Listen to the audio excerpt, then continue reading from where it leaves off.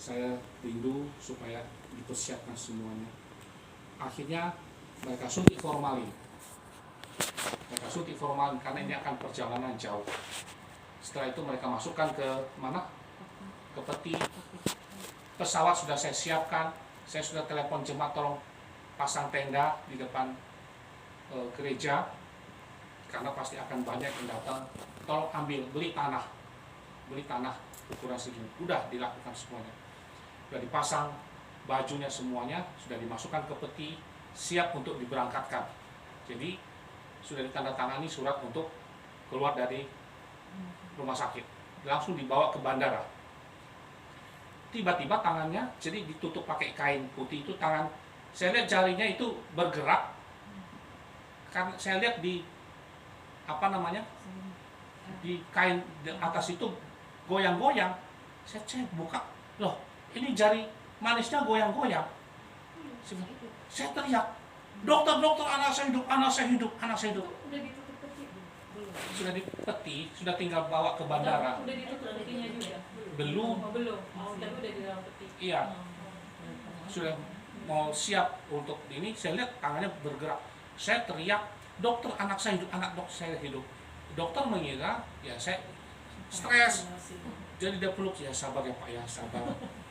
Ya, dia hidup Pak, dia pasti hidup. Bapak akan ketemu dia, akan bertemu kembali bersama dengan dia di surga nanti. Saya kaget, ini bukan berbicara surga dokter. Anak saya hidup, sekarang ini hidup dia. Dia bilang, apa buktinya Pak? Saya kasih tahu, oh itu kelenjar darah ya, yang masih tersisa di nadinya. Kadang-kadang mata kita kan bergerak sendiri, tangan kita. Nah itu seperti itu Pak, bukan berarti dia hidup. Ini tidak ada sedikit pun tanda-tanda bahwa dia hidup. Sampai akhirnya dokter tolong saya, anak saya hidup. Ya Pak, sabar ya Pak ya, sabar. Dia bilang, ya terus sudah disiapkan saja, tutup saja. Just, jangan coba-coba tutup. Anak saya hidup. Saya teriak, anak saya hidup dalam nama Tuhan Yesus. Anak saya hidup. Saya udah nggak memperdulikan lagi. Akhirnya pada ramai semuanya, akhirnya dibawa ke ruang operasi lagi. Ya dengan peti-petinya dibawa masuk, dipasang lagi di depan. Dilihat, hidup. Hidup sampai hari ini. Puji Tuhan. Sudah diformalin. Secara medis yang namanya sudah diformalin tidak mungkin lagi. Tapi Lazarus yang sudah dikubur 4 hari sudah busuk bisa hidup. Ini masalah formalin, aduh kecil. Nah jadi hidup dia sampai hari ini. Puji Tuhan. Nah saya tahu setelah bertahun-tahun saya coba renungkan kenapa Tuhan buat dia hidup. Ada apa? Saya ingin tahu.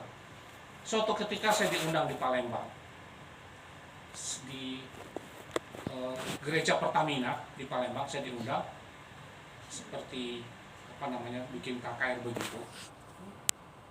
Nah yang undang ini gereja GPIB, gereja Kristen Protestan bagian barat. Jadi gereja ini tidak terbiasa seperti kita doa-doakan begitu, nggak biasa. Terlalu terlalu sakral. Nyanyinya pun, saudara-saudara, mari kita memuji Tuhan. Hormat bagi Allah Bapa, hormat bagi anaknya, baru diikuti. Jadi seperti itu. Jadi tidak ada drum, tidak ada ini, cuma organ saja satu. Setiap kali nyanyi disebutin, nah seperti. Jadi tidak ada panggil ke depan. Tiba-tiba setelah saya selesai berkhotbah, sudah turun semua, pendetanya naik. Dia pakai jubah. Dia bilang, saudara-saudara, hari ini saya tidak tahu. Memang tidak biasa, bahkan belum pernah saya lakukan. Dan gereja kita juga ada peraturan yang harus dilewati. Terlalu sakral untuk memanggil bapak-bapak, ibu-ibu yang mau didoakan hari ini. Tapi hari ini Tuhan gerakkan saya. Siapa yang mau didoakan? Ayo maju ke depan. Jemaat pada bingung. Ini pengajaran dari mana ini? Iya kan? Siapa yang mau didoakan maju ke depan? Nah, saya sudah siap-siap. Saya duduk paling depan kan. Pendeta yang di UNAS. Saya GR begitu.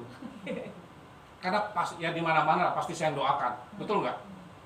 dipanggil ke depan, saya kira, saya nggak dipanggil. Dia dari mimbarnya kan maha tinggi. Jadi kalau naik ke atas mimbar itu pakai tangga, karena kita kalau naik ke atas mimbar itu sempat dulu di tangga itu harus ambil napas dulu, karena tinggi tangganya. Jadi saudara-saudara akan lihat saya di atas itu, khotbahnya. Jadi saya lihat saudara begini. Nah, tiba-tiba pendetanya bilang begini dari atas mimbar, kami minta kesediaan anak kami Bernard, umurnya masih 4 tahun. Anak kami Bernard untuk maju ke depan mendoakan, yang maju-maju ke depan. Saya juga kaget, cuma saya teringat, wah, ya sudahlah. Ayam jago aja bisa dipakai Tuhan untuk membuat Petrus bertobat, ya kan? Ikan besar bisa membuat Yunus bertobat.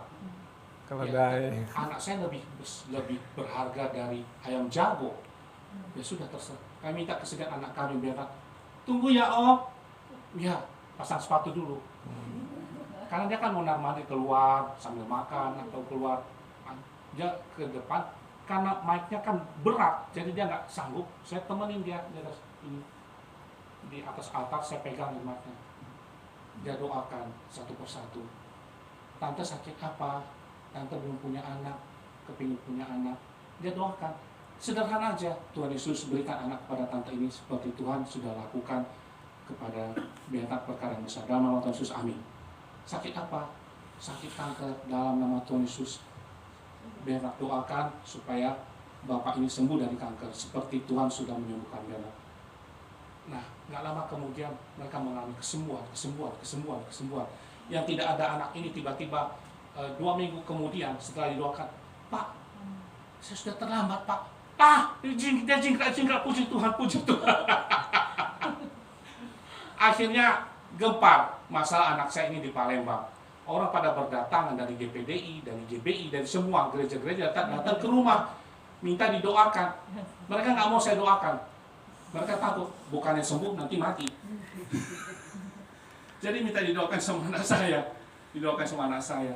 Dan itulah yang terjadi, saudara. Saya baru tahu, oh ini maksud Tuhan. Kenapa Tuhan mau menghidupkan dia? Jadi ini saya melihat rencana yang besar yang sudah Tuhan kerjakan. Nah, kemudian menyangkut kenapa saya bisa sampai di Karawang begini.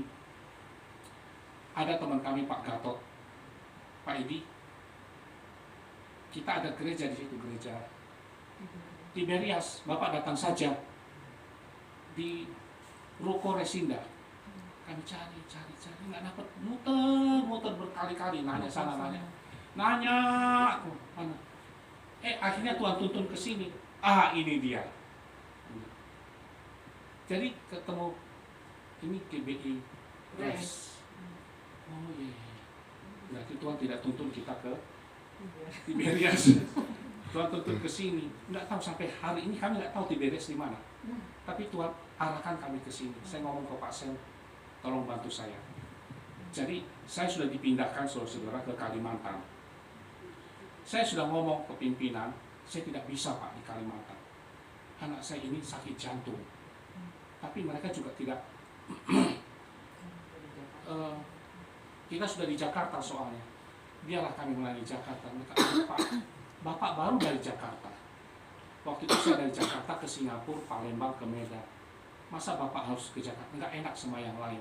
Akhirnya jadi pecah ini gereja nanti. Ya sudah, akhirnya sudah deadlock, tidak ada titik temu. Ya sudah, kalau begitu saya pamit. Saya pamit karena saya harus menjaga anak saya ini. Jadi kemarin dia juga gagal jantung. Nah itu yang saya ceritakan tadi. Sudah pingsan, sudah akhirnya digotong, hidup lagi dia yang kedua kali. Saya nggak tahu rencana Tuhan selanjutnya seperti apa, tapi saya ngomong ke Pak Sen, tolong saya izinkan saya supaya bisa beribadah di sini. Saya bilang, oh mari Pak, mari, silakan Pak. Dan saya bersyukur karena istri saya juga setia menemani saya ya di dalam situasi yang sulit juga. Dia sebagai pendoa yang mendukung saya dia melayani di sekolah minggu juga, melayani di sekolah minggu, dan puji Tuhan, hati saya terhibur terus, dan kami bersyukur karena kami bisa bertemu dengan saudara-saudara saya di tempat ini. Ada yang mau ditambah? Saya juga mau menambahkan sedikit. Terima kasih kalau kami sudah diterima dengan baik di gereja ini ya. Karena selama ini sebelumnya mencari gereja gitu, tapi baru di sini gitu, ramah-ramah jemaat dan juga pendetanya, dan ada rasa nyaman gitu di sini. Terima kasih untuk semuanya jemaat di sini. Ya. Shalom, selamat malam, Tuhan memberkati. Amin. Garda umur berapa sekarang? 16. 16. Sekarang di mana, Pak? Di Cikampek. Oh, kapan-kapan dibawa ke sini? Ya. Kasih coklat sama